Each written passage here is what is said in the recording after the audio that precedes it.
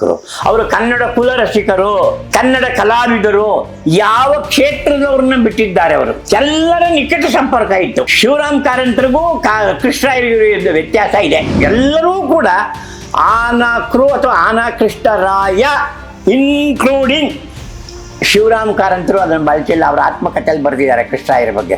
ಕೃಷ್ಣರಾಯರು ಬಹುವಚನವೇ. ಹೌದು, ಎಲ್ಲರೂ ಏನು ಗುಡುಗ್ಬಿಟ್ರಂತೆ, ಪರಿಷತ್ತು ಎಷ್ಟು ಕೆಟ್ಟೋಗಿದೆ, ಹಾಳಾಗೋಗಿದೆ ಅಂತ. ಅದಕ್ಕೆ ಬ್ಯಾಲೆನ್ಸ್ ಮಾಡೋದಕ್ಕೆ ಈ ಪೈ ಅವರು ಎಷ್ಟಾದ್ರೂ ಬುದ್ಧಿಮೇದಾರರಲ್ವಾ, ಈ ಆನಾಕ್ರು ಏನೋ ಮಾಡೇ ಮಾಡ್ತಾರೆ ಗಲಾಟೆ ಅಂದ್ಬಿಟ್ಟು ಬೇಂದ್ರೆ ಅವ್ರನ್ನ, ಕಾರಂತರನ್ನ, ಮಾಸ್ತಿ ಅವ್ರನ್ನ ಎಲ್ಲರನ್ನೂ ಕರ್ಕೊಂಡ್ಬಂದ್ಬಿಟ್ಟಿದ್ರಂತೆ. ಕೃಷ್ಣರಾಯರಿಂದ ಇವತ್ತು ಯಾರು ಏನಾದ್ರು ಕಲಿಬೇಕಾದ್ದೇನು ಅಂದರೆ ನುಂಗುವುದನ್ನ, ವಿಷವನ್ನೂ ನುಂಗುವುದನ್ನ, ಅವಮಾನವನ್ನೂ ನುಂಗುವುದನ್ನ, ಅಪಚಾರವನ್ನೂ ನುಂಗುವುದನ್ನ.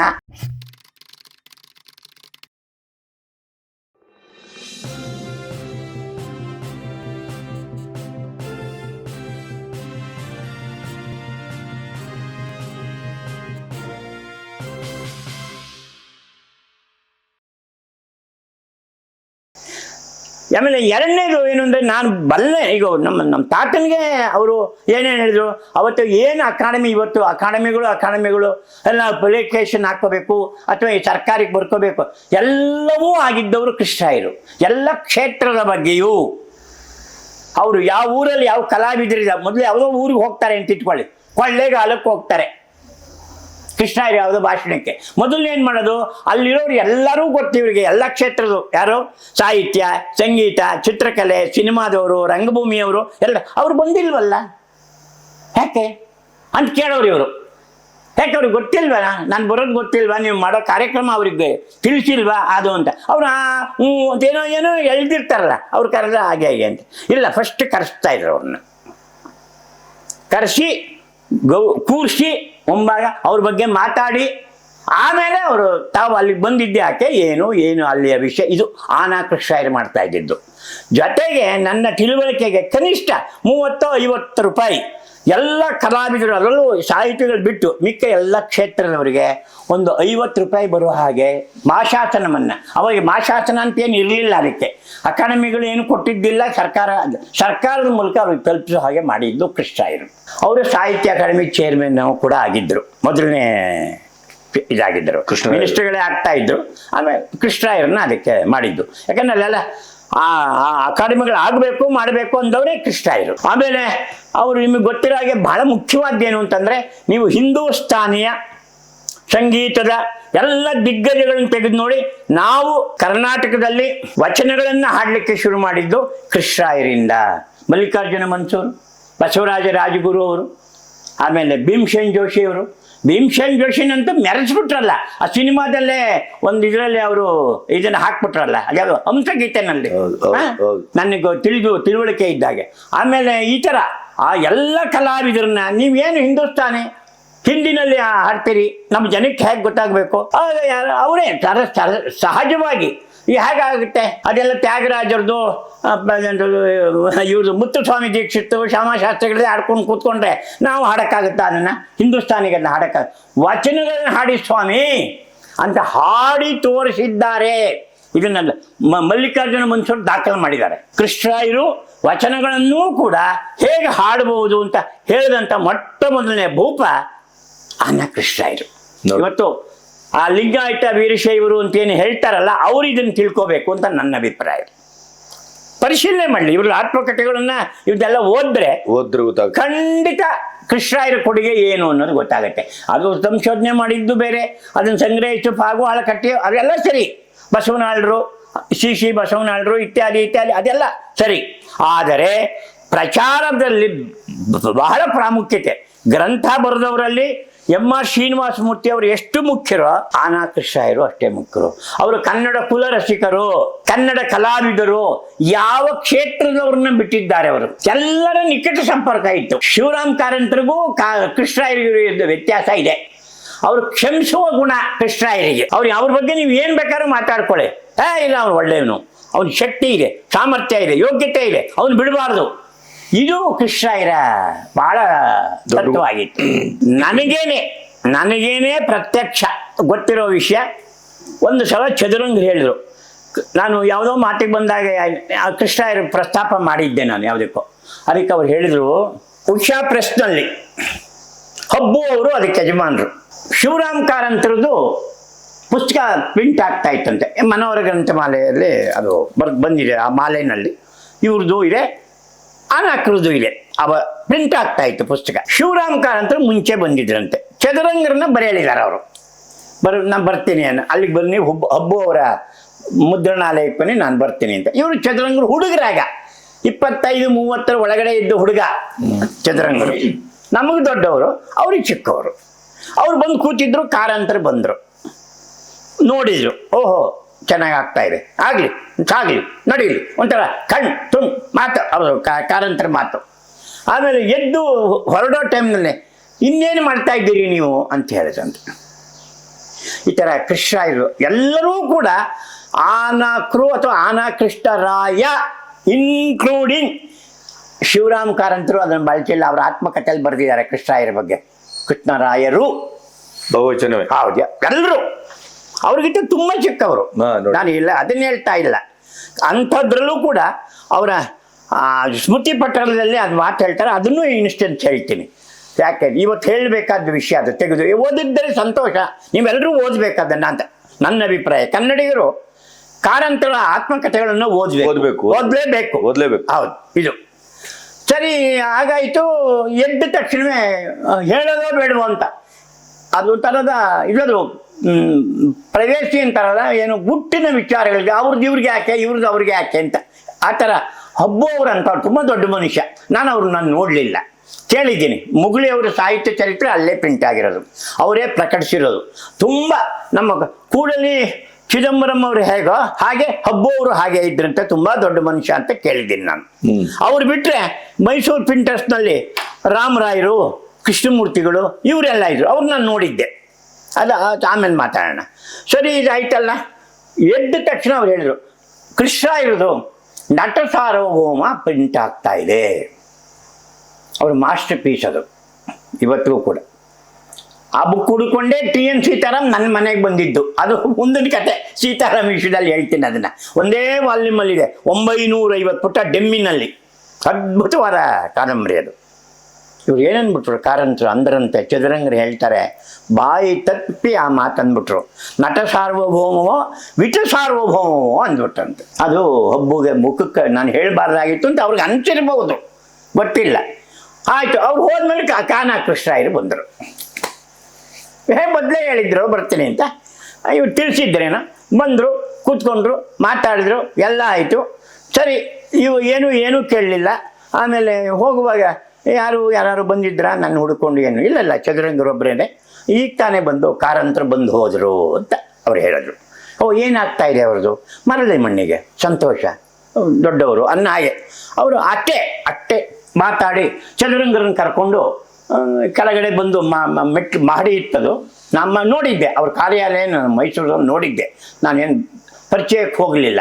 ಅವ್ರು ಇಳಿದು ಬಿಟ್ಟು ಬರುವಾಗ ದಾರಿಯಲ್ಲಿ ಕೇಳಿದ್ದು ಎಲ್ಲ ಸರಿ, ಆದರೆ ಕಾರಂತರು ಏನಂದರು, ಏನು ಮಾತಾಡಿದ್ರು ಅಂತ ಕೇಳವೇ ಇಲ್ಲ ನೀವು ಅಂತ ಅಂದ್ರಂತೆ ಚದುರಂಗರೇ. ಚದಕಿ ಹೋಗ್ಲಿ ಬಿಡಿ, ಏನಾರು ಅಂದ್ಕೊಳ್ಳಿ, ದೊಡ್ಡವರವರು ಅಂದರೆ ನನಗೇನು ಇದಿಲ್ಲ. ಇಲ್ಲ, ನೀವು ಇದನ್ನು ನೀವು ಗಮನಿಸ್ಬೇಕು ಈ ಮಾತನ್ನು. ಏನದು? ಅದೇ ಈ ಥರ ಹಬ್ಬು ಅವರು ನಟ ಸಾರ್ವಭೌಮ ಪ್ರಿಂಟ್ ಆಗ್ತಾ ಇದೆ ಅಂದಾಗ ಅದು ನಟ ಸಾರ್ವಭೌಮವೋ ವಿಟ ಸಾರ್ವಭೌಮವೋ ಅಂತಂದರು. ಓಹೋ, ಹಾಗಂದ್ರೆ ಹೋಗಲಿ ಬಿಡಿ ಅಷ್ಟೇ. ನಾವು ಯಾವ ಟೀಕೆ ಟಿಪ್ಪಣಿಯನ್ನು ಮಾಡಲಿಲ್ಲ.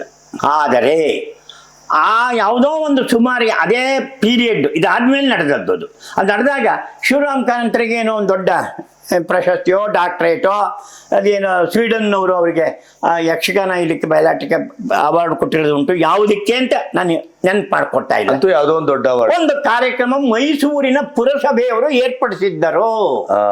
ಅವಾಗ ಹಾಗಿತ್ತು ಪುರಸಭೆಗಳು, ಇವಾಗಿದೆ. ಅರೆ ಬೇಡ, ಹೇಳೋದು ಬೇಡ. ಅದೊಂದು ಗಟಾರ, ರಾಜಕೀಯದ ಗಟಾರ. ಎಲ್ಲ ಕರ್ನಾಟಕದಲ್ಲಿರುವ ಎಲ್ಲ ಪುರಸಭೆಗಳು ಈಗ ಒಂದು ಇದಾಗಿ ಹೋಗಿದೆ, ಗಟಾರ. ಅದು ನನ್ನ ಪ್ರಕಾರ ಚರಂಡಿ ನೀರಿದ್ದಾಗ MLA ಕೈನಲ್ಲಿ ಇರುತ್ತದು. ಅವನು ಇಳಿಬೇಕು, ಕೂತ್ಕೋಬೇಕು ಅಷ್ಟೇ. ಆಗಿರ್ಲಿಲ್ಲ ಹಾಗೆ. ಬಹಳ ಕನ್ನಡದ ನಿಜವಾದ ಅಭಿಮಾನಿಗಳಿದ್ರು, ಸಮಾಜ ಮುಖ್ಯ. ಹೌದು. ಕಾರಂತರನ್ನ ನೋಡಿ ಕರೆದು ಸನ್ಮಾನಿಸಿದ್ದಾರೆ ಮೈಸೂರಿನವರು.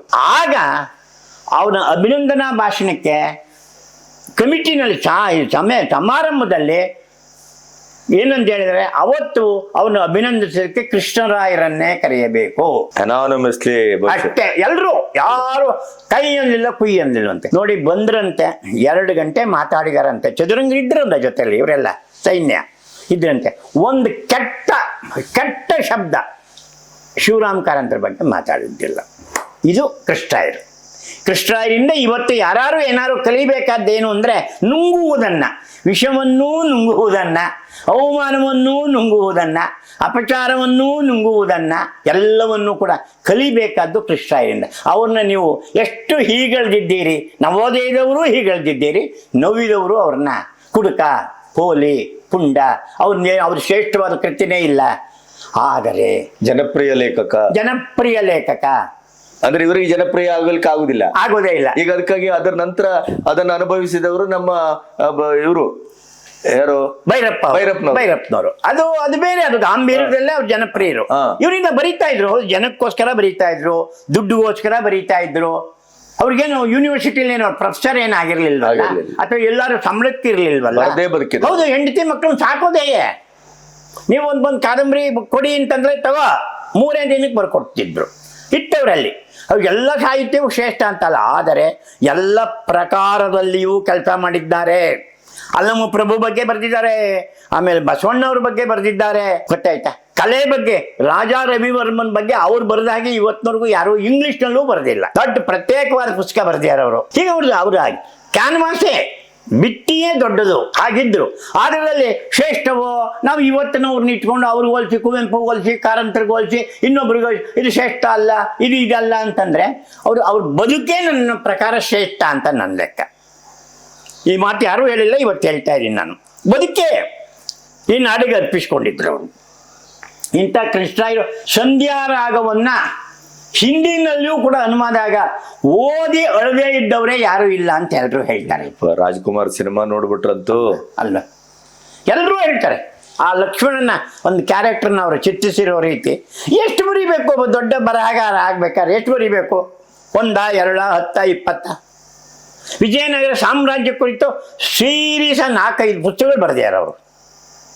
ಅವ್ರಿಗೆ ಚರಿತ್ರೆಯಲ್ಲಿ ಅಂತ ಅಗಾಧವಾದ ಇದಿತ್ತು ನೋಡಿ. ತಕ್ಷಣ ನೆನಪು ಬರ್ತಾ ಇದೆ ನನಗೆ. ಅವರು ಪುಸ್ತಕದ ಅಂಗಡಿಗೆ ನಾನು ಬರೋಕ್ಕೆ ಮುಂಚೆ, ಅಂದರೆ 70ರ ನಂತರ ನಾನು ಪುಸ್ತಕ ಸಂಗ್ರಹ ಹೆಚ್ಚು ಶುರು ಮಾಡಿದ್ದು. ಅದಕ್ಕೆ ಮುಂಚೆ ಬೆಂಗಳೂರಿನಲ್ಲಿರುವ ಎಲ್ಲ ಸೆಕೆಂಡ್ ಹ್ಯಾಂಡ್ ಪುಸ್ತಕದ ಅಂಗಡಿಗೆ ಕೃಷ್ಣರಾಯರು ಬರ್ತಾ ಇದ್ರಂತೆ. ಅವ್ರಿಗೆ ಕೊಡ್ತಾ ಇದ್ದವರು, ಪುಸ್ತಕ ಕೊಡ್ತಾ ಇದ್ದವರಲ್ಲಿ ಮಾಯಾರಾವ್ ಅವರ ಭರತನಾಟ್ಯ ಕಲಾವಿದೆ ಮಾಯಾರಾವ್ ಅವರ ಯಜಮಾನರು ಅಥವಾ ಗಂಡ ನಟರಾಜ್ ಅವರು ಕನ್ನಡದ ಹೋರಾಟಗಾರರಲ್ಲಿ ಅವರು ಒಬ್ಬರು ಆ ಕಾಲಕ್ಕೆ. ನೋಡಿ, ಇವರೆಲ್ಲರ ಸಂಪರ್ಕವೂ ಇತ್ತು ಆನಾ ಕೃಷ್ಣರಾಯರಿಗೆ. ಅವರೆಲ್ಲರೂ ಬರುವಂತೆ ಇವತ್ತು ಕೃಷ್ಣರಾಯರು ಬರ್ತಾರೆ ಸೆಕೆಂಡ್ ಹ್ಯಾಂಡ್ ಬುಕ್ಸಿಗೆ ಅಂತ. ಸುಮ್ಮನೆ ಹಿಂದ್ಗಡೆಗೆ ಕೈ ಕೊಟ್ಕೊಂಡವರು ಅಲ್ಲೇ ಕಣ್ಣಿಟ್ಟು ಹಿಂಗೆ ನೋಡಿಬಿಟ್ಟು ಯಾವ ಬುಕ್ಕು ಏನು ಎಂತು ಅಂತ ಇದ್ದು. ಅದು ಯಾವುದೋ ಒಂದು ಪುಸ್ತಕ ಅದು ಹಿಂತಿರುಗಿ ನೋಡದಂತೆ ರಾಜರತ್ನಂ ನಿಂತಿದ್ರಂತೆ, JP ರಾಜರತ್ನಂ. ಇದನ್ನು ನೀವು ನೋಡಿದ್ದೀರಾ ಅಂದ್ರಂತೆ. ಇಲ್ಲ, ನಾನು ಓದಿಲ್ಲ. ಅದನ್ನು ಕೊಡಿಸಿದ್ರಂತೆ ಅವರು. ಬರ್ಕೊಂಡಿಲ್ಲ. ಆನಾ ಕೃಷ್ಣರಾಯರ ಕುರಿತು ರಾಜರತ್ನಮೂ ಒಂದು ಪುಸ್ತಕ ಬರೆದಿದ್ದಾರೆ. ಆಗ ಅವ್ರು ಹೇಳ್ತಾರೆ, ಬೇರೆ ಯಾರು ಹೇಳಿದ್ರು ಈ ಮಾತಿಗೆ ತೂಕ ಇರ್ತಿರ್ಲಿಲ್ಲ. ಯಾರೋ ಬೀಚಿನ ಅಥವಾ ಯಾರೋ ನಿರಂಜನರ ಇನ್ನೊಂದು. ಅವ್ರು ಹೇಳ್ತಾರೆ, ನಮ್ಮ ಮೇಷ್ಟ್ರುಗಳು, ನಮ್ಮ ಪ್ರಾಧ್ಯಾಪಕರು ಓದದ ಪುಸ್ತಕವನ್ನ ಕೃಷ್ಣರಾಯರು ಯಾವತ್ತೋ ಓದಿ ಮುಗಿಸಿಬಿಡ್ತಾ ಇದ್ರು. ಇದು ಪುಸ್ತಕ ಪ್ರೇಮ. ಆನಾ ಕೃಷ್ಣರಾಯರಿಗಿದ್ದ ಪುಸ್ತಕ ಪ್ರೇಮ ಸಾಧ್ಯವೇ ಇಲ್ಲ. ಆ ಕಾಲದಲ್ಲಿ ಯಾರಿಗೂ ಇಲ್ಲ. ಯಾರೂ ಕೂಡ ಬೇಂದ್ರೆಯವರಾಗಲಿ ಅಥವಾ ಕುವೆಂಪು ಆಗಲಿ, ಕಾರಂತರಾಗಲಿ, ಪೂತಿನವರಾಗಲಿ ಪುಸ್ತಕಗಳೇ ಹುಡುಕೊಂಡು ಹೋಗಿ ಬೇರೆಯವ್ರ ಪುಸ್ತಕಗಳನ್ನ ಓದಿದ್ದು ಅವರು ಬಹಳ ಕಡಿಮೆ. ಅದೇ ಸಂಸ್ಕೃತ, ಇಂಗ್ಲೀಷು ದೊಡ್ಡ ಇದನ್ನು ಇದರಲ್ಲಿ ಓದ್ಕೊಂಡಿರ್ಬೋದು. ಕೃಷ್ಣರಾಯರು ಹಾಗಲ್ಲ.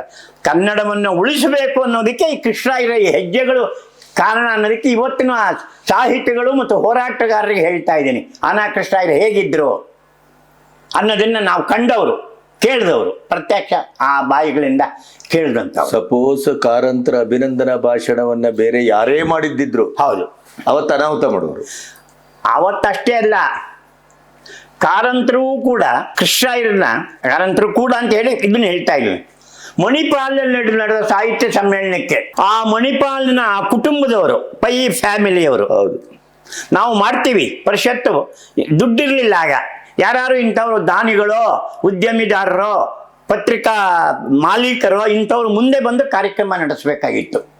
ಇದ್ರ ಬಗ್ಗೆ A to Z ನಾನು ಅಧ್ಯಯನ ಮಾಡಿದ್ದೀನಿ, ನನಗೆ ಗೊತ್ತಿದೆ ಪರಿಷತ್ತಿನ ಸಂಬಂಧಪಟ್ಟಾಗ.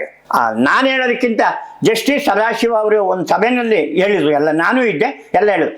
ಪರಿಷತ್ತಿನ ಬಗ್ಗೆ A to Z ಗೊತ್ತಿರೋ ಈಗಿನ ತಲೆಮಾರಿನವರಲ್ಲಿ ಹರಿಹರ ಪ್ರಿಯ ಒಬ್ಬರು ಅಂತ ಹೇಳಿ ಜಸ್ಟಿಸ್ ಸದಾಶಿವ ಅವರು ಹೇಳಿದ್ದು ಆ ಮಾತದು. ಅದಕ್ಕೆ ಹೇಳ್ತಾ ಇರೋದನ್ನ ಹೆಮ್ಮೆಯಿಂದ. ಅಲ್ಲಿ ಅವತ್ತೇನಾಯಿತು, ಆ ಮಣಿಪಾಲ್ 5 ಅವ್ರು ನಾವೆಲ್ಲ ಖರ್ಚು ವೆಚ್ಚವನ್ನು ನಾವು ಹೊತ್ಕೋತೀವಿ, ಸಮ್ಮೇಳನ ಮಾಡ್ತೀವಿ, ಅದೇ ನಮ್ಮದು ಒಂದೇ ಕಂಡೀಷನ್ನು. ಯಾರು ಅಧ್ಯಕ್ಷರು ಸಾಹಿತ್ಯ ಪರಿಷತ್ತಿಗೆ? ಬಿ ಶಿವಮೂರ್ತಿ ಶಾಸ್ತ್ರಿಗಳು. ಆಯಿತು ಅಂದ್ರಂತೆ. ಏನೋ ಇವ್ರಿಗೆ ಬೇಕಾದವರು ಯಾರೋ ಒಬ್ಬರು ದೊಡ್ಡವರು ಹೇಳ್ತಾರೆ ಅಂತ. ಅವ್ರು ಹೇಳಿದಂತೆ ಕೃಷ್ಣರಾಯರು ಅಧ್ಯಕ್ಷರಾದರೆ ಮಾತ್ರ ಸಮ್ಮೇಳನ ಮಾಡ್ತೀವಿ, ಇಲ್ಲಾಂದರೆ ನೀವು ಎಲ್ಲಿ ಬೇಕಾದ್ರೂ ಮಾಡ್ಕೊ ಹೋಗಿ. ಇದು ಕೃಷ್ಣರಾಯರು ಬಂದರು. ಅವ್ರು ನಿಂತು ಮಾತಾಡಿದ್ದಾರೆ. ಏನು ಬರ್ಕೊಂಡು ಓದಿ ಅದೆಲ್ಲ ಅವ್ರಿಗೆ ಅದೆಲ್ಲ ಆಗೋ ಕೆಲಸ. ಬರೆದು ಕೊಟ್ಬಿಟ್ರು. ಪರಿಷತ್ತಿಗೆ ಕೊಡಬೇಕು, ಕೊಟ್ಬಿಟ್ರು. ಏನು ಗುಡುಗ್ಬಿಟ್ರಂತೆ ಪರಿಷತ್ತು ಎಷ್ಟು ಕೆಟ್ಟೋಗಿದೆ, ಹಾಳಾಗೋಗಿದೆ ಅಂತ. ಅದಕ್ಕೆ ಬ್ಯಾಲೆನ್ಸ್ ಮಾಡೋದಕ್ಕೆ ಈ ಪೈ ಅವರು ಎಷ್ಟಾದರೂ ಉದ್ದಿಮೆದಾರರಲ್ವಾ, ಈ ಅನಾಕರು ಏನೋ ಮಾಡ್ತಾರೆ ಗಲಾಟೆ ಅಂದ್ಬಿಟ್ಟು ಬೇಂದ್ರೆ ಅವ್ರನ್ನ, ಕಾರಂತರನ್ನ, ಮಾಸ್ತಿ ಅವ್ರನ್ನ ಎಲ್ಲರನ್ನೂ ಕರ್ಕೊಂಬಂದ್ಬಿಟ್ಟಿದ್ರಂತೆ. ಅವ್ರು ಆದ್ಮೇಲೆ ಹೇಳಬೇಕಲ್ಲ, ಸಾಂತ್ವನ ಹೇಳಬೇಕಲ್ಲ, ಪರವಾಗಿಲ್ಲ, ಹಾಗೆ ಪರಿಷತ್ತಿನ ಮಾನ ಉಳಿಸ್ಬೇಕಲ್ಲ, ಅದೆಲ್ಲ ಮಾಡಿದ್ರಂತೆ. ಯಾವುದಕ್ಕೂ ಕೇರ್ ಮಾಡಿದವರಲ್ಲ ಅವರು. ಅದು ಅನಾಕೃಷ್ಣರಾಯರು. ಕನ್ನಡದ ವಿಷಯಕ್ಕೆ, ನಾಡಿನ ಬಗ್ಗೆ, ನುಡಿಯ ಬಗ್ಗೆ, ಸಂಸ್ಕೃತಿಯ ಬಗ್ಗೆ ಅವ್ರು ಬಿಟ್ಟರೆ 2 ಬೃಹತ್ ಗ್ರಂಥಗಳನ್ನು ಅವರು ಅಕಾಡೆಮಿಗೋಸ್ಕರ ಅಥವಾ ಸಂಸ್ಕೃತಿ ಇಲಾಖೆಗೋಸ್ಕರ ಏನೋ ಮಾಡಿದ್ದಾರೆ. ಸಾಹಿತ್ಯ ಅಕಾಡೆಮಿನೋ ಅಥವಾ ಲಲಿತ ಕಲಾ ಅಕಾಡೆಮಿಗೋ ಗೊತ್ತಿಲ್ಲ. ಭಾರತೀಯ ಕಲಾ ದರ್ಶನ ಅಂತ ಒಂದು, ಭಾರತೀಯ ಸಂಸ್ಕೃತಿ ದರ್ಶನ ಅಂತ ಒಂದು. ಅವರೇನು ಸಂಸ್ಕೃತದಲ್ಲಿ ಮಹಾವಿದ್ವಾಂಸರು ಅಂತ ನಾನು ಹೇಳಲಾರೆ, ನಂಗೆ ಗೊತ್ತಿಲ್ಲ. ಸಂಸ್ಕೃತ ಅವ್ರೇನು ಅಂತ ಅಭ್ಯಾಸ ಮಾಡಿಲ್ಲ. ಆದರೆ ಅವರ ತಂದೆಯವರು ಒಂದು ಸರ್ಕಾರಿ ಉದ್ಯೋಗದಲ್ಲಿದ್ದರು. ಕೋಲಾರದಲ್ಲಿದ್ದಾಗಲೇ ಆನಾ ಕೃಷ್ಣರಾಯರು ಹುಟ್ಟಿರೋದು. ಅಂದರೆ ಅರಕಲಗೂಡು ಅನ್ನೋದು. ಆದರೂ ಕೂಡ ಕೃಷ್ಣರಾಯರು ಹುಟ್ಟಿದ್ದು ಕೋಲಾರಲ್ಲಿ. ಅವ್ರ ತಾತ ಅವರು ಅಂದರೆ ಆನಾ ಕೃಷ್ಣರಾಯರ ತಾತ ಅವರು ಒಬ್ಬ ಯೋಗಿ. ಅವರು ಭಗವದ್ಗೀತೆ ಅನುವಾದವೋ ಏನು ಮಾಡಿದ್ದಾರೆ. ಅವರು ಅದನ್ನ ಆನಾಕರು ಪ್ರಕಟಿಸಿದ್ದಾರೆ. ಅದು ಅಂದರೆ ಅವ್ರ ಮನೆತನವೇ ಒಂದು ರೀತಿ ಸಾಹಿತ್ಯ ಸಂಸ್ಕೃತಿಗೆ ಅರಿವಿದೆ, ಇತ್ತು ಅನ್ನೋದನ್ನ ಇದನ್ನ ತೋರಿಸುತ್ತೆ. ಆಮೇಲೆ ಅವ್ರು ಎಂದೂ ಕೂಡ ಬಡತನವನ್ನು, ನಾನು ಬಡವ ಅಂತ ಎಂದೂ ಕೂಡ ಅವರು ತೋರಿಸ್ಕೊಂಡವ್ರದ್ದು ಬಡತನವೇ. ಏನಿತ್ತು? ಆಸ್ತಿ ಇಲ್ಲ, ಪಾಸ್ತಿ ಇಲ್ಲ. ನೀವು ಕೇಳಿದಾಗ ಹೇಳ್ತೀನಿ, ಮಕ್ಕಳ ಬಗ್ಗೆ ಕೇಳಿದಾಗ ಒಂದು ಮಾತು ನೆನಪು ಬರುತ್ತೆ. ನಾನು ಇಡೀ ವಿಶ್ವದಲ್ಲಿಯೇ ಈ ಹಿಂದೆ, ಈಗ, ನಾಳೆಗೂ ಯಾವನಾರು ಮಾಡೋಕ್ಕೆ ಸಾಧ್ಯವೋ ಇಲ್ಲವೋ ಗೊತ್ತಿಲ್ಲ, 500 ಜನ ಲೇಖಕರ ಪುಸ್ತಕ ಪ್ರದರ್ಶನವನ್ನು ನಾನು ರಾಜಾಜಿನಗರದಲ್ಲಿ ಮಾಡಿ ಪುಸ್ತಕ ಮನೆ ಅಂತ ಹೆಸರಿಟ್ಟಿದ್ದೆ. ಅದಕ್ಕೆ ವೆರಿ ಗುಡ್. ಪ್ರಾರಂಭವೇ ಜುಲೈನಲ್ಲಿ ಏನೋ ಮಾಡಿದ್ದು ನಾನು, 7ನೇ ತಾರೀಕು ಏನಿರಬೇಕು. ಅದು ಕೃಷ್ಣರಾಯರು ದಿನ. ನಾನು ಕೃಷ್ಣರಾಯರಿಂದನೇ ಶುರು ಮಾಡಿದ್ದು. ಯಾರು ಇದ್ರೆ ಇವ್ರು ಕುವೆಂಪು ಭಕ್ತ, ಅಯ್ಯೋ ಕುವೆಂಪು ಬಗ್ಗೆ ಮಾತಾಡಿ ಸಾಕು ನಿಲ್ಸಪ್ಪ ಅಂತ ನಮ್ಮ ಗಣಪತಿ ವಾಹಿನಿಯನ್ನು, ಯೂಟ್ಯೂಬನ್ನು ನೋಡಿ ಕೆಲವರು ಟೀಕೆ ಮಾಡಿದ್ದು ನೋಡಿದೆ. ನಾನು ಬರೀ ಕುವೆಂಪು ಭಕ್ತ ಅಲ್ಲ, ಇನ್ನೂ ಬಹಳ ಜನಕ್ಕೆ ನಾನು ಭಕ್ತ. ಅಂದರೆ ಅವರಲ್ಲಿರುವ ಶಕ್ತಿ ಸಾಮರ್ಥ್ಯ, ಇದನ್ನು ನಾನು ಕುವೆಂಪುಯಿಂದ ಶುರು ಮಾಡ್ಬೋದಾಗಿತ್ತು. ಆ ಥರದ ಅಂಧ ಆರಾಧಕನಾಗಿದ್ದರೆ ನಾನು ಕೃಷ್ಣರಾಯರಿಂದ ಶುರು ಮಾಡಿದೆ. ಆಗ ಅವರ ಇಡೀ ಕುಟುಂಬ ನಮ್ಮ ಮನೆಗೆ ಒಂದ್ಸಲ ಬಂದಿದ್ದರು. ಅದರಲ್ಲಿ ಹಿರಿಮಗ ಗೌತಮ ಅಂತ, ಇಂಜಿನಿಯರ್ ಅಂತ ಗೊತ್ತೈತೆ. ಆದರೆ ಅವರು ಇನ್ನೊಬ್ಬನು ಯಾರೋ ಮಗ ಇದ್ದಾನೆ, ರವೀಂದ್ರ ಅಂತನೋ ಏನೋ ಹೆಸರಿಟ್ಟಿರ್ಬೇಕು. ಯಾಕಂದರೆ ಶಾಂತಿನಿಕೇತನಕ್ಕೆ ಹೋಗಿ ನೇರವಾಗಿ ರವೀಂದ್ರನಾಥ ಟ್ಯಾಗೂರರಿಂದ ಪಾಠವೋ ಪ್ರವಚನವೋ ಏನೋ ಪಡ್ಕೊಂಡ ಕೇವಲ ಕೆಲವೇ ಬೆರಳೆಣಿಕೆಯ ಕನ್ನಡಿಗರಲ್ಲಿ ಆನಾ ಕೃಷ್ಣರಾಯರು ಒಬ್ಬರು. ಅವರು ರವೀಂದ್ರನಾಥ್ ಟ್ಯಾಗೂರನ್ನ ಅವ್ರನ್ನ ಭೇಟಿ ಮಾಡಿದ್ರು. ಅವರು ಗೊತ್ತಾಯ್ತು. ಅದು ಈ ಕುವೆಂಪು ಬೇಂದ್ರೆ ಇವ್ರದ್ದು ಬೇರೆ, ಇವ್ರದ್ದು ಕಾರಂತರು ಆ ದಿಕ್ಕಿನಲ್ಲಿ ಇರಲಿಲ್ಲ. ರವೀಂದ್ರನಾಥ್ ಟ್ಯಾಗೂರ ಅಭಿಮಾನಿ ಏನಲ್ಲ ಅವರು. ಆಮೇಲೆ ಬೇಂದ್ರೆ ಅವರು ಅರವಿಂದ ಆ ದಿಕ್ಕವರು, ಯೋಗ ಇದು ದೃಷ್ಟಿಯವರು. ಕುವೆಂಪು ಅವರು ಪಕ್ಕ ರಾಮಕೃಷ್ಣ ಪರಮಹಂಸ, ವಿವೇಕಾನಂದ, ಶಾರದಾದೇವಿ ಆ ದಿಕ್ಕಿನವರು ಅವರು. ಹೀಗೆ ಹಲವು ನದಿಗಳಿವು. ಕೃಷ್ಣರಾಯರು ನೇರವಾಗಿ ಟ್ಯಾಗೂರ್ ಅವರು ನೋಡಿದ್ರು. ಅವ್ರಿಗೆ ಯಾಕಂದರೆ ಚಿತ್ರಕಲೆ ಬಗ್ಗೆ ಭಾಳ ಆಸಕ್ತಿ ಇತ್ತು, ಸಂಗೀತದ ಮೇಲೆ ಆಸಕ್ತಿ ಇತ್ತು. ರವೀಂದ್ರ ಸಂಗೀತ ಅಂತಲೇ ಭಾಳ ಜನಪ್ರಿಯವಾದ ಒಂದು ಪ್ರಾಕಾರ ಇದೆ ಬಂಗಾಳದಲ್ಲಿ. ರವೀಂದ್ರ ಸಂಗೀತ ಅಂತಲೇ ಅದಕ್ಕೆ ಹೆಸರು. ಹಾಗೆ ಹಾಡಬೇಕು, ಟ್ಯಾಗೂರ್ ಹೇಗೆ ಹಾಡಿದ್ರು ಹಾಗೆ ಹಾಡಬೇಕು. ಕೇಳಿದ್ದೀನಿ ನಾನು ಇದನ್ನು. ಹಾಗೆ ಟ್ಯಾಗೂರ್ ಅಲ್ಲಿಗೆ ಹೋಗಿದ್ರು, ಬಂದರು. ಅದೆಲ್ಲ ಆ ಥರದ ಇದು ಈ ವಾತಾವರಣವನ್ನು ಕರ್ನಾಟಕದಲ್ಲಿ ಬಹಳ ಎಲ್ಲ ಕ್ಷೇತ್ರವೂ ಕೂಡ ಒಂದು ರೀತಿ ದೇಶ ಅಂದರೆ ರಾಜ್ಯ ಅಥವಾ ಭಾಷೆ, ಇದಕ್ಕೆ ದುಡಿಬೇಕು, ಎಲ್ಲರೂ ತೊಡಗಬೇಕು ಅನ್ನೋದು ನನಗಿನ್ನು ಚೆನ್ನಾಗಿ ಜ್ಞಾಪಕ ಇದೆ. ಕೃಷ್ಣಮೂರ್ತಿ ಪುರಾಣಿಕರೇ ಹೇಳಿದ್ದು. ಮೊದಲನೇ ಪುಸ್ತಕ ಕರುಣೆಯೇ ಕುಟುಂಬದ ಕಣ್ಣು ಅಂತನೋ ಏನೋ, ಅದು ಸಿನಿಮಾನೂ ಆಗಿದೆ. ಹೌದು. ಆ ಬುಕ್ಕನ್ನು ಮುನ್ನುಡಿ ಬರೀರಿ ಅಂತ ಕೃಷ್ಣಾಯರಿಗೆ ಕಳಿಸ್ಕೊಟ್ಟಿದ್ರು. ಅವ್ರು ಇದ್ದಿದ್ದು ಗೋಕಾಕಲ್ಲಿ. ಇವರು ಮುನ್ನುಡಿಯೂ ಬರೆದ್ರು, ಪುಸ್ತಕವೂ ಪ್ರಿಂಟ್ ಮಾಡಿಸಿ ಪುಸ್ತಕ ಕಳಿಸ್ಕೊಟ್ರು ಅವ್ರ ಹೆಸರಿನಲ್ಲಿ. ಈ ನವಿದವರಲ್ಲಿ ನೀವು ಮುನ್ನುಡಿ ಬರೀರಿ ಅಂತ ಏನಾರು ಹಸ್ತಪ್ರತಿ ಕಳಿಸಿದ್ರೆ ಅವ್ರ ಹೆಸರು ಪ್ರಿಂಟ್ ಹಾಕೊಂಡು, ಅಯ್ಯೋ ತಪ್ಪಾಗ್ಬಿಟ್ಟಿದೆ, ನಾನು ಟೇಬಲ್ ಮೇಲೆ ಇಟ್ಟಿದ್ದೆ, ತಗೊಂಡೋಗ್ಬಿಟ್ರು, ನಾನು ಇಲ್ಲದೆ ಇದ್ದಾಗ ಮುದ್ರಕರು ನನ್ನ ಹೆಸರು ಹಾಕ್ಬಿಟ್ಟಿದ್ದಾರೆ ಅಂತ ಹೇಳಿದವರು ಇದ್ದಾರೆ. ಕೃಷ್ಣಾಯರು ಆ ಜಾತಿ ಜಾಯಮಾನದವರಲ್ಲ. ಅವರು ಜೀವಮಾನ ಪರ್ಯಂತ ಕೃಷ್ಣಮೂರ್ತಿ ಪುರಾಣಿಕರು ಕೃಷ್ಣಾಯರನ್ನು ನೆನೀತಾ ಇದ್ರು. ಅವರು ಅಷ್ಟು ದೊಡ್ಡವರಾದರು. ಬೇರೆ ಬೇರೆ ಇವ್ರು ಹೋದ್ಮೇಲೂ ಕೂಡ ಅವರು ಹೇಳ್ತಾ ಇದ್ರು ಅಂತ ಮಹಾತ್ಮ ಮಾನವೀಯತೆ ಅನ್ನೋದು ಅದು. ನಾನು ಹೇಳ್ತಾ ಇರೋದು ಕೃಷ್ಣಾಯರಲ್ಲಿ ಇದ್ದದ್ದು. ಎಲ್ಲ ಸಾಹಿತ್ಯಗಳಲ್ಲಿ ಮಾನವೀಯತೆ ಇದೆ ಅಂತ ನಾನು ಹೇಳಲಾರೆ. ನಾನು ಕಂಡ ಕೇಳಿದವರಲ್ಲಿ ಕೃಷ್ಣಾಯರಿಗೆ ಅದು ದೊಡ್ಡದು ತುಂಬಿತ್ತದು. ಅವರು ತುಂಬ ಪರ್ಸನಲ್ ವಿಷಯ ನನಗೆ ಬೇಕಿಲ್ಲ, ನನಗೆ ಅದು ಅಗತ್ಯನೂ ಇಲ್ಲ. ಆದರೆ ಕೃಷ್ಣಾಯರಂಥವರು ಈ ಕನ್ನಡದ ನಾಡಿನಲ್ಲಿ ಇದ್ದು ಅವರು ಒಳಗಡೆ ಬಂದು ಈ ಥರ ಯಾವುದಾದ್ರು ವಿಷಯಕ್ಕೆ ತಲೆ ಹಾಕಬೇಕು ಅಂತಂದರೆ ಅವಾಗಿನ್ನೂ ಈ ಜ್ಞಾನಪೀಠ ಅವು ಇವು ಏನೂ ಇದ್ದಂಗೆ ನನಗೆ ಗೊತ್ತಿಲ್ಲ. ಜ್ಞಾನಪೀಠ ಕೃಷ್ಣಾಯರಿ ಬರಬೇಕು ಅಂತ ಯಾರು ಏನು ಗಲಾಟೆ ಮಾಡಲಿಲ್ಲ. ಅಥವಾ ಅವರಿಗೆ ಪದ್ಮಶ್ರೀ ಪದ್ಮಬಾಬು ಇವು ಯಾಕೆ ಹನುಮಂತಯ್ಯನವರೇ ಇದ್ರಪ್ಪ, ಅವ್ರಿಗೆ ಏನು ಬೇಕಾದ್ರೂ ಕೊಡಿಸ್ಬೋದಾಗಿತ್ತು. ಯಾವ ಆ ಥರದ್ದು ಯಾವುದೂ ಇಲ್ಲ. ಬಹುಶಃ ಜವರೇಗೌಡರು ಹಾಮಾನಾಯಕರು ಅವರೆಲ್ಲ ಬಲವಂತ ಮಾಡಿ ಅವರಿಗೆ ಮೈಸೂರು ಯೂನಿವರ್ಸಿಟಿ ಡಾಕ್ಟ್ರೇಟ್ ಕೊಟ್ಟಿದ್ದು ನೆನಪಿದೆ ನನಗೆ. ಅದೇನು ತೊಗೊಂಡ್ರೋ ಅಥವಾ ಹೋಗಿದ್ರೋ ತೊಗೊಂಡ್ರೋ ಇಲ್ಲೋ ಏನು ಅದರಲ್ಲೂ ಅವ್ರಿಗೇನು ಆಸಕ್ತಿ ಏನೂ ಇರಲಿಲ್ಲ. ಅದಕ್ಕೆಲ್ಲ ಮೀರಿದವರು ಅವರೇ ಬಂದು ಕೊಡೋ ಪ್ರಶಸ್ತಿಗಳು ಕೊಡುವ ಯೋಗ್ಯತೆ ಸಾಮರ್ಥ್ಯ ಇದ್ದಂಥವರು. ಪರಿಷತ್ತಿನ ವಿಷಯದಲ್ಲಿ ಅವರು ಕೂಡ ತುಂಬ ಇದಾಗಿ ಹೋಗಿದ್ರು. ನಿಂತು ಕನ್ನಡ ನುಡಿಯ ಮೊದಲನೇ ಸಂಪಾದಕರು ಆನಾ ಕೃಷ್ಣಾಯರು. ಪರಿಷತ್ತಿನಿಂದ ಕನ್ನಡ ನುಡಿ ಅಂತ ಒಂದು ಪತ್ರಿಕೆ ಬರುತ್ತೆ. ಪತ್ರಿಕೆ ಪ್ರಾರಂಭ ಮಾಡಿದ್ದು ಮತ್ತು ಅದಕ್ಕೆ ಸಂಪಾದಕರಾಗಿದ್ದು ಕೃಷ್ಣಾಯರು. ಹೀಗೆ ಕೃಷ್ಣಾಯರು ಎಲ್ಲ ಜನಗಳ ಮನಸ್ಸನ್ನು ಗೆದ್ದಿದ್ದರು. ಸಾಮಾನ್ಯರಿಂದ ಅಸಾಮಾನ್ಯರವರೆಗೂ ಅವರು ಹತ್ರ ಇದು. ನಾನು ಕಾರಂತರ ಬಗ್ಗೆ ಒಂದು ಮಾತು ಹೇಳಿದಾಗ ಹೇಳ್ತೀನಿ.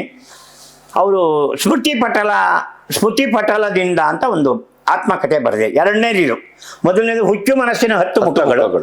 ಅದಾದಮೇಲೆ ಸ್ಮೃತಿ ಪಟಲದಿಂದ ಅಂತ ಮತ್ತೆ ಅವರು 3 ವಾಲ್ಯೂಮ್ ಬರೆದಿದ್ದಾರೆ ಆತ್ಮಕಥೆ ಕುರಿತು. ಅಲ್ಲಿ ಏನು ಹೇಳ್ತಾರೆ ಅಂತಂದರೆ, ಭಾಷಣಕ್ಕೆ ಕರೀಲಿಕ್ಕೆ ABC ಅಂತ ಗ್ರೇಡ್ ಇತ್ತಂತೆ ಅವ್ರ ಕಾಲದಲ್ಲಿ. ಆ ಕಾಲದಲ್ಲಿ ಎ ಅಂದರೆ ವಿದ್ವಾಂಸರು, ಪಂಡಿತರು, ಮಹಾಪಂಡಿತರು. ಬಿ ಅಂದರೆ ಕವಿಗಳು. ಸಿ ಅಂದರೆ ಅಂತ ಹೇಳ್ತಾರೆ ಆನಾ ಕೃಷ್ಣರಾಯರು, ಶಿವರಾಮ ಕಾರಂತರು. ಇವರಿಬ್ಬರನ್ನು ಕರೆಯೋದು ಭಾಷಣಕ್ಕೆ. ಯಾರು ಎಲ್ಲಾದರೂ ಯಾರೋ ಅವರಿಬ್ಬರು ಸಿಕ್ಕಲಿಲ್ಲ, ಎ ಗ್ರೇಡು ಬಿ ಗ್ರೇಡ್ನವ್ರು ಸಿಕ್ಕಲಿಲ್ಲ ಅಂದರೆ ಸಿ ಗ್ರೇಡ್ನವ್ರಂತೆ ಇವರಿಬ್ಬರು. ಇದನ್ನು ಕಾರಂತರು ಹೇಳಿದ್ದಾರೆ ಅನ್ನೋದು ಬಹಳ ಮುಖ್ಯ. ಬೇರೆ ಯಾರು ಹೇಳಿದ್ರು ಕರ್ತವ್ಯವಿಲ್ಲ, ಸ್ವತಃ ಕಾರಂತರೇ ಹೇಳಿದ್ರಿಂದ. ಅಂದರೆ ಹೇಗೆ ಕೃಷ್ಣಾಯರು ಈ ನಾಡಿನ ಉದ್ದಗಲಕ್ಕೂ ಸಂಚರಿಸಿದ್ದರು ಅನ್ನೋದು ಭಾಳ ಮುಖ್ಯ ಅಂತ ನಾನು ಅನ್ಕೋತೀನಿ. ಇವತ್ತು ಸಾಹಿತಿಗಳಲ್ಲಿ ಈ ಗುಣ ಇಲ್ಲ.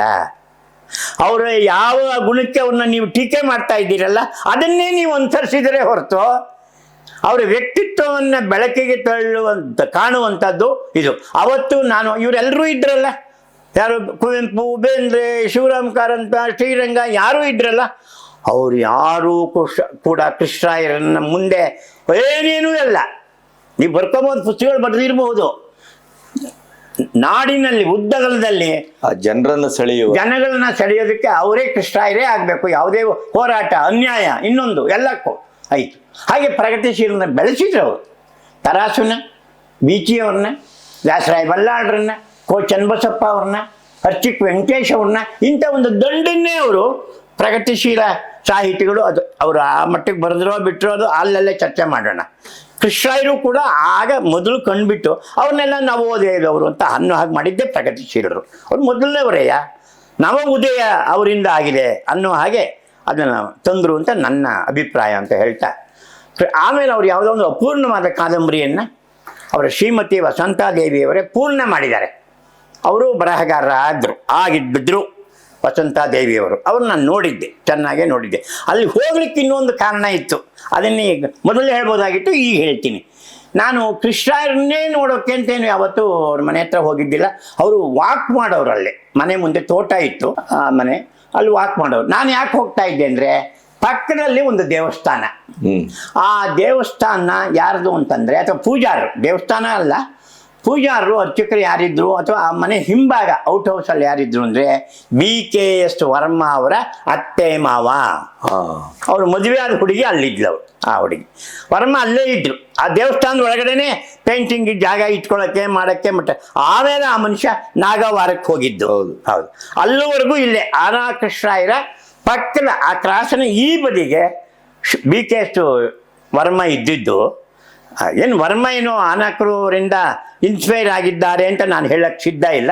ಬೇರೆ ಬೇರೆಯವರಿಂದ ಅವರು ಇದಾಗಿದ್ದಾರೆ. ಅವರು ಹೋಗಿ ಹೊರಗಡೆ ಶಾಂತಿನಿಕೇತನ ಅಲ್ಲಿ ಇಲ್ಲಿ ಎಲ್ಲ ಇದ್ದು, ಅಲ್ಲಿ ದೊಡ್ಡ ದೊಡ್ಡವರ ಸಹವಾಸದಿಂದ ವರ್ಮ ದೊಡ್ಡ ಕಲಾವಿದ ಆಗಿದ್ದು ಉಂಟದು, ಅದು ಬೇರೆ ವಿಷಯ. ಆದರೆ ನಾನು ಯಾವಾಗಲೂ ವರ್ಮ ನಾವಿಬ್ಬರು ಬಹಳ ಸನ್ನಿಹಿತ ಸ್ನೇಹಿತರು, ಭಾಳ. ಹಾಗಾಗಿ ಅಲ್ಲಿ ಹೋದಾಗ ಏನಪ್ಪ ನೀನು ಎದ್ದೇ ಇಲ್ಲ, ಯಾವುದು ಈಚೆಗೆ ಬಂದಿಲ್ಲ, ಆಗಲೇ ಆನಕೃಷ್ಣರಾಯರು ವಾಕ್ ಮಾಡ್ತಾ ಇದ್ದಾರೆ ಅಂತ ನಾನು ತಮಾಷೆ ಮಾಡ್ತಾ ಇದ್ದೆ. ಹಾಗೆ ಭಾಳ ಗಂಭೀರವಾದ ವ್ಯಕ್ತಿತ್ವ ಅವ್ರದ್ದು. ಮಧ್ಯ ಬೈತಲೆ ತೆಗೆಯೋರವರು ಯಾರು, ಆನಕೃಷ್ಣರಾಯರು. ಹೀಗೆ ಮಧ್ಯ ಬೈತಲೆ ತೆಗೆದುಬಿಟ್ಟು ಆ ಎರಡೂ ಇದನ್ನು ಒಳ್ಳೆ ಎಣ್ಣೆನಲ್ಲಿ ಹಾಕಿ ಕೂರಿಸ್ತಾ ಹಾಗೆ ಅದು ಇತ್ತು ಮುಖಕ್ಕೆ, ಕೋಲ್ ಮುಖ ಒಂದು ಸ್ವಲ್ಪ, ಆ ಮುಖಕ್ಕೆ ಅದು ಅವರ ಇದು ಭಾಳ ಇದಾಗ್ತಿತ್ತು. ಆಮೇಲೆ ಅವರು ಆ ಕಾಲಕ್ಕೇನೆ, ಅದಕ್ಕೆ ಮುಂಚೆ ಯಾರು ಹಾಕಿದ್ರು ಏನು, ಈ ದೊಡ್ಡವ್ರ ಹೆಸರು ಹೇಳಿದ್ನಲ್ಲ, ಇವ್ರು ಯಾರು ನನಗೆ ಗೊತ್ತಿಲ್ಲ, ಇದಂತ ಕುರ್ತಾ ಪೈಜಾಮ ಹಾಕೋರು.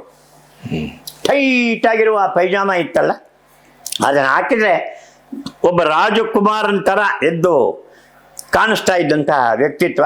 ನಿಜವಾಗಿಯೂ ಅವರು ಒಂದು ಕರ್ನಾಟಕದ ಒಂದು ಇದನ್ನು ಆಳಿದ್ದಾರೆ, ಸಾಂಸ್ಕೃತಿಕ ಲೋಕವನ್ನು ಅಕ್ಷರಶಃ ಆಳ್ದವರು ಕೃಷ್ಣರಾಯರು ಅನ್ನೋದರಲ್ಲಿ ಎರಡನೇ ಮಾತೇ ಇಲ್ಲ. ಅಂಥವರು ದುಡಿದಿದ್ದಾರೆ ಅನ್ನೋದು ನಮಗೂ ಒಂದು ಮಾದರಿ. ಎಲ್ಲರೂ ಹೇಳ್ತಾರೆ ಹರಿಹರಪ್ರಿಯ ಆನಕೃಷ್ಣರಾಯರ ಥರನೇ ಮಾತಾಡ್ತಾನೆ ಮತ್ತು ಹೋರಾಟ ಮಾಡ್ತಾನೆ. ನಾನು ಯಾವುದಾದ್ರು ಊರಿಗೆ ಹೋದರೆ ಅಲ್ಲಿ ಕನ್ನಡದ ಸಾಹಿತಿಗಳು, ಕಲಾವಿದರು ಅಥವಾ ಸಂಘಟಕರಿಗೆ ಅನ್ಯಾಯ ಆಗಿದ್ದರೆ ಅದನ್ನು ಖಂಡಿಸಿ ಅದ್ರ ಬಗ್ಗೆ ಎಲ್ಲ ನಾನು ಧ್ವನಿ ಎತ್ತುವುದು ನನ್ನ ಅಭ್ಯಾಸ ಮಾಡ್ಕೊಂಡು ಬಂದಿದ್ದೆ ಇದುವರೆಗಿನ 60 ವರ್ಷದ ನನ್ನ ಇದರಲ್ಲಿ. ಅದಕ್ಕೆಲ್ಲ ಕಾರಣರು ಆನಕೃಷ್ಣರಾಯರು. ಇನ್ನೊಬ್ಬರು ಒಂದೇ ಅವ್ರ ಜೊತೆಗೆ ಸೇರ್ಬೋದು ಅಂದರೆ, ಈ ನಾನು ಸಾಹಿತಿಯಾಗಂತಲ್ಲ, ಇನ್ನೊಬ್ರು S ಶಿವಪ್ಪ ಅಂತ, ನುಗ್ಗೇನಹಳ್ಳಿ ಶಿವಪ್ಪ ಅವರು ವಿರೋಧ ಪಕ್ಷದ ನಾಯಕರಾಗಿದ್ದರು. ಆಗ ನಾನೇನು ಅವ್ರ ಸಮೀಪ ವರ್ತಿನೂ ಅಲ್ಲ, ಎಂಥದ್ದೂ ಇಲ್ಲ. ಆದರೆ ಅವರು ಭಾಷಣ ಮಾಡೋಕ್ಕೆ ಎದ್ದು ನಿಂತ್ಕೊಂಬಿಟ್ರೆ, ನಾವು ಈಗ ವೀರೇಂದ್ರ ಪಾಟೀಲ್ರನ್ನು ನೀವೆಲ್ಲ ನೋಡಿದ್ದೀವಲ್ಲ, ಅವ್ರಿಗಿಂತ ಎಲ್ಲರಿಗಿಂತ ದೊಡ್ಡವರು. ವಿರೋಧ ಪಕ್ಷ ಕಾಲದಲ್ಲಿ ದೇವರಾಜ ಅರಸು, ಕೆಂಗಲ್ನ ಹನುಮಂತಯ್ಯ ಅವ್ರ ಕಾಲದಲ್ಲಿ S ಶಿವಪ್ಪ ಅಂತೇಳಿ ನುಗ್ಗೇನಹಳ್ಳಿ ಶಿವಪ್ಪ ಅಂತ. ನಾನು ಅವರ ಭಾಷಣಗಳನ್ನ ಭಾಳ ಕೇಳಿ ಇಂಪ್ರೆಸ್ ಆಗಿದ್ದೀನಿ.